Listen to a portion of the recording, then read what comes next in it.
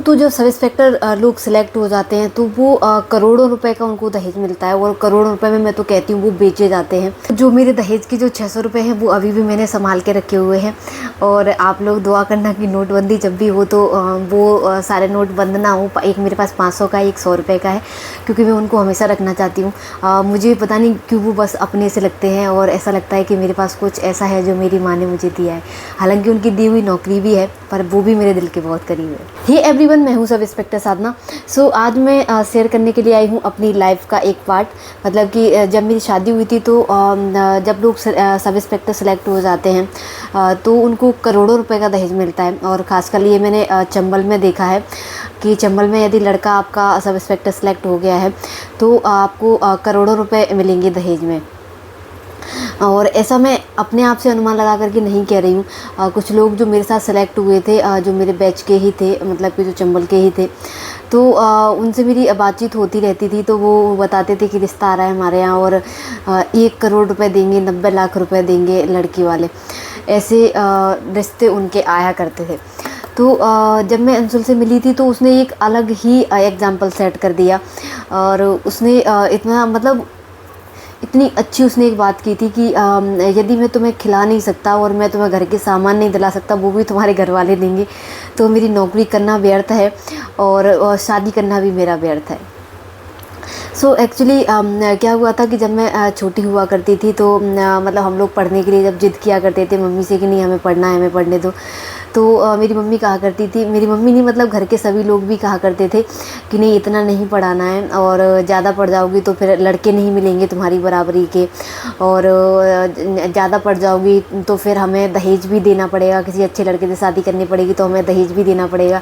बोलती थी कि पहले हम तुम्हारी शादी में पहले हम तुम्हारी पढ़ाई में इतना सारा पैसा लगाएं, फिर हम तुम्हारी शादी करने में इतना सारा पैसा लगाएं, तो इतना सारा पैसा हमारे पास नहीं है तो हम तुम्हारी शादी के लिए ही पैसा इकट्ठा करेंगे। और ख़ासकर ये देखा भी जाता है जब गांव में आप लोग देखेंगे तो रहता है कि मतलब पढ़ाई से ज़्यादा शादी की फ़िक्र रहती है कि शादी के लिए पैसा इकट्ठा किया जाए। ये मुझे इसलिए याद आ गया अभी और इसलिए मैंने इस टॉपिक पे वीडियो बना रही हूँ मैं, क्योंकि रिसेंटली हमने एक घर में काम करने वाला रखने के लिए किसी को हम देख रहे थे। तो हमें एक लड़का मिला तो उसने मतलब पैसे की उसकी जो डिमांड थी वो बहुत ज़्यादा थी। तो हमने उससे पूछा मतलब आप बहुत ज़्यादा पैसे मांग रहे हो, इतना काम नहीं है। तो फिर वो बोलता है कि अरे मुझे इतने पैसे तो मुझे चाहिए क्योंकि मेरे घर में 2 लड़कियां हैं, मुझे उनकी शादी करनी है। तो हम लोगों ने उनसे पूछा कि लड़कियां पढ़ रही हैं कि नहीं पढ़ रही हैं, कि नहीं पढ़ नहीं रही हैं, मुझे उनकी शादी के लिए पैसा इकट्ठा करना है। तो एक्चुअली ये अपनी आम सोच रहती है कि हम उनकी पढ़ाई की चिंता नहीं करते हैं कि उनको पढ़ना है, कि उनको पढ़ने देना है या नहीं पढ़ने देना। हम जब जैसे ही लड़कियां पैदा होती हैं तो हम उनके लिए शादी के लिए सबसे पहले पैसा इकट्ठा करना शुरू कर देते हैं कि इनकी शादी के लिए पैसा इकट्ठा कर लिया जाए। तो मैं मम्मी से कहा करती थी जब मैं पढ़ती थी, मतलब कि शुरुआती दौर ही था मेरा, कक्षा 9th या 10th में पढ़ा करती होंगी मैं। तो मैं मम्मी से कहा करती थी कि आप तो मुझे बस नौकरी करने देना और फिर मैं आप जहाँ कहोगी, आप जैसे कहोगी उससे शादी करना। मतलब मैं कहती थी कि मेरी नौकरी लग जाएगी तो फिर आप किसी गरीब लड़के से शादी कर देना। तो मम्मी मेरी हमेशा बोलती थी कि जब तुम्हारी नौकरी लग जाएगी तो तुम्हारे गरीब लड़के से शादी फिर होगी नहीं, क्योंकि फिर लोग नहीं करेंगे तुमसे शादी कि वो एकदम गरीब है और तुम मुझसे शादी कर लो। और ये बात सही भी है। और ये वाली जो मेरी सोच थी ये मेरी ट्रेनिंग तक बनी रही। मतलब कि मेरी ट्रेनिंग में भी कुछ ऐसा नहीं था कि मुझे किसी से शादी करनी है, कि मुझे सब इंस्पेक्टर से शादी करनी है नहीं करनी, क्योंकि हमारा बहुत बड़ा बैच था। तो उस टाइम तक मेरी ऐसी सोच नहीं थी कि मुझे किससे शादी करनी है, क्योंकि मेरे बैच में भी कई सारे लड़के थे। अगर मैं चाहती तो वहाँ भी मेरा ऐसा कुछ हो सकता था, पर ऐसा कुछ भी नहीं था।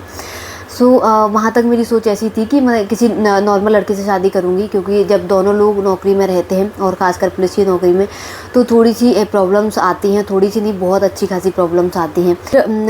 और फिर एक्चुअली ये मेरा बदला कि एक मेरे सर हुआ करते थे, मतलब कि वो टीआई थे, तो उन्होंने मेरी काफ़ी हेल्प की थी उस टाइम पढ़ाई में भी, और मेरी नौकरी लगने में उनका बहुत बड़ा हाथ था। तो मैंने उनसे एक बार बात की तो मैंने उनको बताया कि नहीं मुझे किसी नॉर्मल लड़के से शादी करनी है जो नौकरी वोकरी नहीं करा। तो उन्होंने मुझे अच्छे से समझाया कि तुम ऐसे लड़के से शादी कर लोगी पर वो तुम्हारा रिश्ता नहीं चलेगा, क्योंकि ऐसे रिश्ते नहीं चल पाते हैं। उसके पीछे का रीज़न ये रहता है कि जब लड़की नौकरी करती है तो फिर लड़के के अंदर ये वाली सोच आ जाती है कि नहीं यार ये कमाती है, मैं इसका बैठ के खा रहा हूँ, और लोग भी उसको ताने देने लगते हैं तुम तो अपनी बीवी का का खा रहे हो, तो कहीं ना कहीं वो अंदर से अच्छा फील नहीं करेगा और तुम्हारा रिश्ता ये नहीं चल पाएगा। ट्रेनिंग करने के बाद जब मैं श्योपुर में पहुंची और मेरी वहाँ पर ज़िले वाली जब मेरी ट्रेनिंग स्टार्ट हुई, तो वहाँ पर मेरी मुलाकात अंशुल से हुई और वो मेरा अच्छा दोस्त बना। मैंने अपनी लव स्टोरी भी आप लोगों के साथ शेयर की है और वो मेरा बहुत अच्छा दोस्त बना। दोस्त बनने के बाद फिर हम लोगों ने बातचीत की एक दूसरे से कि शादी वादी के बारे में सोचना, ऐसे मैंने सोचा। तो फिर मैंने अपने घर पे भी उसको मिलाया और बातचीत हुई।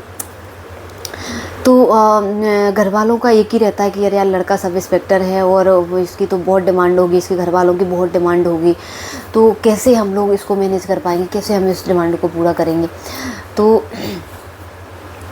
मैंने जब हम लोगों ने अंशुल से बात की तो अंशुल का बड़ा सिंपल सा एक अच्छा सा जवाब था और इसने बड़ा दिल जीत लिया। जो सारे लड़के हैं वो इस टाइप की अगर मिसाल दें तो कोई भी बाप गरीब कभी नहीं होगा और किसी भी बाप के ऊपर किसी लड़की की शादी का कर्जा कभी नहीं चढ़ेगा। तो उसने कहा था कि यदि मैं तुमसे शादी करूँगा और तुम्हारे घर वाले ही मुझे सारा सामान देंगे और मुझे गाड़ी देंगे तो फिर मेरा जीवन भी व्यर्थ है और मेरी नौकरी भी व्यर्थ है। तो उसने कुछ भी नहीं लिया और मैं आपको सच बता दूं, जो मेरी शादी में मुझे दहेज में मिला था वो सिर्फ 600 रुपये थे, मात्र 600 रुपये। 500 रुपये मेरी माँ ने तब दिए थे जब मेरा कन्यादान हुआ था और 100 रुपये तब दिए थे जब विदाई हो रही थी। तो इतना ही लिया और अंशुल को तो मात्र 100 ही रुपये मिले, मुझे 600 मिले, उसको बेचारे को 100 ही मिले। तो इसके पीछे अंशुल का था कि उसको कुछ भी नहीं चाहिए था और ये भी ज़बरदस्ती से दिया गया था और उसका अभी भी है। मतलब जैसे ऐसा होता है ना कि दामाद जब घर पे जाता है तो उसको जैसे पैसे वगैरह देते हैं, सब लोग जो घर के बड़े रहते हैं वो पैसे देते हैं, तो उसने आज तक कभी नहीं लिया। वो कहता 10 रुपये दे दो मम्मी, कभी 500 रुपये लेके आएंगी, कभी कितने भी लेके आएंगी, तो वो हमेशा कहेगा नहीं आप मुझे 10 रुपये दे दो, 10 रुपये में मेरा हो जाएगा, मुझे नहीं चाहिए। तो मैं मम्मी से जब मैं बोला करती थी कि आप दहेज मत देना, मुझे तो आप पढ़ने दो, मुझे नौकरी करने दो, तो वो वाला एक सपना जो मेरा था, मतलब सपना नहीं था, मैं ऐसे नॉर्मल बोला करती थी, तो वो चीज़ मेरी पूरी हो गई। और जितने भी लोग मेरे साथ जुड़े हुए हैं जो लड़के हैं और ख़ासकर वो पढ़ाई करने वाले ही लड़के हैं जो लोग पढ़ रहे हैं, तो आप लोग ये करके देखना, जब आपकी नौकरी लग जाए तो आप दहेज के चक्कर में मत पड़ना कि हमें दहेज चाहिए, क्योंकि किसी की दुआएं आप लोगों के साथ होना बहुत बड़ी बात है। और अगर आप ऐसा नहीं करो, क्योंकि एक बाप जब अपनी लड़की को विदा करता है तो एक अपनी पूरी लड़की ही आप लोगों को देता है। इसके साथ ही जब उसके ऊपर कर्ज चढ़ जाता है, जब शादी करता है इतना सारा देता है आप लोगों को, तो कर्ज चढ़ जाता है तो बहुत गंदा लगता है, मतलब कि वो उसको सालों उतारता रहता है। तो आप लोग इस चीज़ को करके देखना और आई होप लोग मेरी बात को मानेंगे और वो दहेज नहीं लेंगे और ऐसी मिसाइलें कायम करेंगे और इससे समाज में बहुत बड़ा बदलाव आएगा। क्योंकि यदि समाज में कोई बंदा बदलाव ला सकता है तो सिर्फ हम यूथ ही है जो हर चीज़ को बदल सकते हैं। हम वैसे इस चीज़ के पीछे मुझे आप लोगों को एक संदेश भी देना था कि वैसे दहेज लेना और दहेज देना दोनों ही कानूनी अपराध हैं। मतलब दहेज लेने वाला तो अपराधी होता ही है, लेकिन दहेज देने वाला भी अपराधी होता है। तो अधिकतर जो कायमी होती हैं दहेज एक्ट वाली, वो हमेशा लड़के पक्ष पर ही होती हैं कि हमसे दहेज मांग रहे थे, इतना पैसा इन्होंने मांगा। और ये ऐसा नहीं है कि ये शादी के बाद ही ये कायमी आप करा सकते हैं। यदि आपकी शादी नहीं हुई है, आपकी शादी हो रही है और लड़की वालों से यदि लड़के वाले शादी से पहले भी कोई चीज़ की डिमांड कर रहे हैं, जैसे कि हमें गाड़ी चाहिए, हमें इतना रुपया चाहिए, तब भी दहेज एक्ट की कायमी होती है। तो यदि कोई इस तरीके से प्रताड़ित है, किसी ने, एक लड़की ने मुझे मैसेज किया था कि कोई लड़का है, उससे वो बहुत पहले से बात करती है और चूँकि अब उसके घर वाले उससे बोल रहे हैं कि वो उसको इतना पैसा चाहिए दहेज में तभी वो शादी करेंगे, नहीं तो वो शादी नहीं करेंगे। तो यदि आपके पास ऐसा कोई प्रूफ है, आपके पास कोई ऐसा सबूत है, तो आप बिल्कुल आकर के पेश करिए और आपकी एफआईआर बिल्कुल हो जाएगी। शादी से पहले भी आपकी एफआईआर इस चीज़ में हो सकती है। तो आप बिल्कुल ऐसा इनिशिएटिव ले सकते हैं, आप उसमें कायमी करा सकते हैं यदि आपसे कोई दहेज मांगता है तो। सो एक संदेश भी देना था और मुझे अपनी स्टोरी भी शेयर करनी थी। तो जितने भी लोग मेरे साथ जुड़े हुए हैं वो लोग एक चीज़ का ध्यान रखें कि लड़कियों के दहेज की चिंता आप ना करें। सबसे पहले उसकी पढ़ाई की चिंता करें, ठीक है, उसके करियर की चिंता करें। जब आप करियर उसका सेट कर दोगे, जब वो पढ़ी लिखी होगी, आप उसका करियर सेट कर दोगे, आपको किसी भी दहेज की बिल्कुल आवश्यकता नहीं होगी, जैसे कि मेरे साथ हुआ। और क्योंकि जो पढ़े लिखे लड़के होते हैं और वो मतलब कम इस चीज़ में इन्वॉल्व रहते हैं, वो बिल्कुल नहीं मांगते। लेकिन जो घर वाले लोग होते हैं अधिकतर ये उनकी ही डिमांड रहती है कि नहीं, हमारा लड़का तो सब इंस्पेक्टर बन गया और हमने उसकी पढ़ाई में इतना पैसा लगाया है, हमें तो इतना पैसा चाहिए। तो बेच नहीं रहे हो भाई आप उसको, लड़के को अपने को। अगर बेच रहे हो तो फिर बात अलग है, तो बेच रहे हो तो उनको घर में उसको छोड़ आओ, आप अपने घर में क्यों बुला रहे हो शादी करके। तो ये सारी चीज़ें जो नए यूथ हैं, जो नए लड़के हैं, वो ये सारी चीज़ें नहीं करते हैं, वो हमेशा इसके खिलाफ़ हैं, ऐसा मेरा सोचना है। और तो आप लोग यदि चीज़ों को बदलोगे तो आप बिल्कुल आपकी चीज़ें बदल जाएंगी। और क्योंकि जो मेरे ससुराल वाले हैं वो भी तो कह सकते थे कि नहीं, मेरा लड़का सब इंस्पेक्टर है, मुझे इतना चाहिए, मुझे कभी भी किसी ने कुछ भी नहीं कहा है। और इवन उनकी कोई भी कभी भी कोई डिमांड नहीं रही है कि, और इसके साथ ही साथ जब मेरी ऐसे शादी हुई है तो कभी उन्होंने इस चीज़ को लेकर ताना नहीं मारा है कि तुम्हारी शादी में हमें कुछ नहीं मिला है, या फिर हमें ये चाहिए था, मेरा लड़का सब इंस्पेक्टर है, मुझे ये चाहिए था। ये सारी चीज़ें मैंने आज तक उनके मुंह से कभी नहीं सुनी है। तो इस चीज़ के लिए मैं अपने जो ससुराल वाले हैं मैं उनकी भी मिसाल दूंगी कि वो लोग बहुत अच्छे हैं। और क्योंकि जब आप लोग शादी करते हैं और इतना दहेज देने के बाद भी घर में ऐसे लड़कियों को सुनने के लिए ये सारी चीज़ें मिलती हैं कि तू ये नहीं लाई है, तू वो नहीं लाई है, तेरे बाप ने ये नहीं दिया, तेरे बाप ने वो नहीं दिया। तो ये सारी चीज़ें मुझे सुनने के लिए कभी भी नहीं मिली हैं। और मुझे किसी से भी कुछ नहीं मिला है। जो चीज़ें, दो कीमती चीज़ें मुझे मिली हैं, एक मेरे ससुराल पक्ष की तरफ से मिली है और एक मेरे मायके पक्ष की तरफ से मिली है।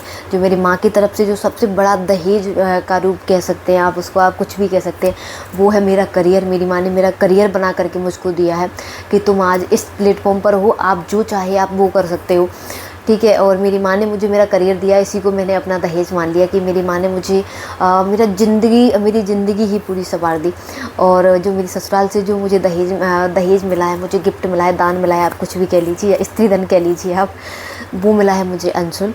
और वो बहुत ही अच्छा लड़का है। और वो भी उसकी माँ की पूरी एक कमाई है कि उन्होंने इतना अच्छा लड़का मतलब उसको इतने अच्छे संस्कार दिए उनकी माँ ने कि वो आज ये इनिशिएटिव ले सकता है कि मुझे दहेज में कुछ नहीं चाहिए, क्योंकि मैं सारी चीज़ें खुद कर सकता हूँ और मैं खुद से करूँगा।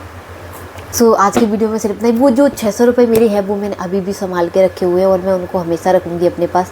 और आप लोग दुआ करना कि नोटबंदी जैसा कुछ ना हो, जैसे कि 500 रुपये और 100 रुपये के नोट चेंज हो जाएं। तो ये मजाक था, पर मैं उनको हमेशा अपने पास में रखूँगी क्योंकि मुझे वो पता नहीं क्यों बहुत करीब से लगते हैं अपने की। कुछ तो है जो मेरी माँ ने मुझे दिया है, हालांकि नौकरी भी मेरी माँ की दी हुई है, पर वो मुझे 600 रुपये मुझे बहुत प्यारे लगते हैं कि ये 600 रुपये मेरी माँ ने मुझे शादी में दिए थे।